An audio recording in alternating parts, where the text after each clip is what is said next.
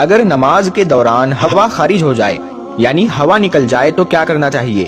کیا نماز کو فوری طور پر توڑ دینا چاہیے، یا نماز پڑھنے والا جماعت سے الگ ہو جائے، یا پھر نماز کو جاری رکھا جائے؟ نماز کے دوران ہوا نکلنے سے آپ کو کیا ملتا ہے اور آپ کے لیے اس کے بدلے میں کیا ہے؟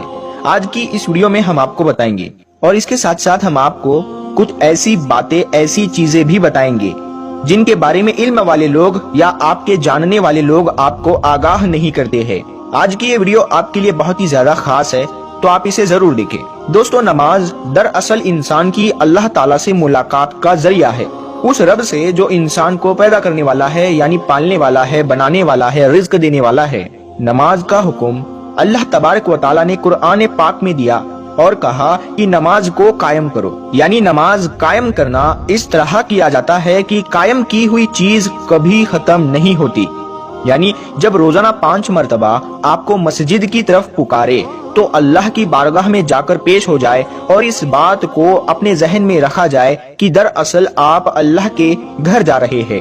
اللہ کو آپ کے قیام، رکوع اور سجود کی ضرورت نہیں ہے، بلکہ آپ کے دل کے اندر جو تقوی موجود ہے کہ آپ اس دو جہاں کے رب کے سامنے پیش ہو رہے ہیں۔ اللہ تعالیٰ انسان کی وہ نیت اور اس تقوی کو دیکھتا ہے۔ پیارے دوستو، جب کسی انسان کے دل کے اندر یہ خیال بیٹھ گیا اور ایمان کی حد تک بیٹھ گیا کہ وہ اللہ کی بارگاہ میں پیش ہو رہا ہے، تو اللہ کی بارگاہ میں پیش ہونے کے کچھ آداب ہے، ان کو جان لینا بہت ضروری ہے، ورنہ اسی عبادت کے لیے آپ کی پکڑ ہو سکتی ہے۔ اگر ان آداب میں کوتاہی کی جائے تو یہ معاملہ بخشش کی بجائے آپ کے لیے گناہ کا کارن بن سکتا ہے۔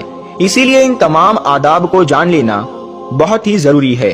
دوستو، نماز کے لیے جس جگہ کو چنا جائے وہ پاک اور صاف ہونی چاہیے، یہ ہر مسلمان کو پتا ہوتا ہے۔ آپ جہاں کھڑے ہو کر نماز ادا کرے وہاں روشنی ہونی چاہیے، اور آپ کا رخ یعنی آپ کا منہ قبلہ شریف یعنی خانہ کعبہ کی طرف ہونا چاہیے۔ انسان کے جسم پر کسی قسم کی کوئی ناپاکی یعنی کوڑا یا گندگی نہیں ہونی چاہیے۔ کپڑے پاک اور صاف ہونے چاہیے، جسم پاک ہونا چاہیے، اور ہر نماز سے پہلے وضو کر لینا ضروری ہے۔ وضو کے کچھ فرائض ہے جن کو پورا کرنا ضروری ہے، ورنہ ان کے بغیر وضو نہیں ہوگا۔ اور اگر کسی شخص کا وضو نہ ہو اور وہ نماز پڑھنے کے لیے مصلی پر کھڑا ہو جائے تو اس کے نتیجے میں ہوگا یہ کہ نماز نہیں ہوگی۔ دوستو، جب وضو کر لیا جائے اور کوئی شخص نماز ادا کرنے کے لیے مصلی پر کھڑا ہو اور نماز ادا کر رہا ہو تو اپنے اس وضو کا خیال رکھے، کیونکہ اگر وضو ٹوٹ گیا تو اس کے نتیجے میں نماز بھی ٹوٹ جائے گی۔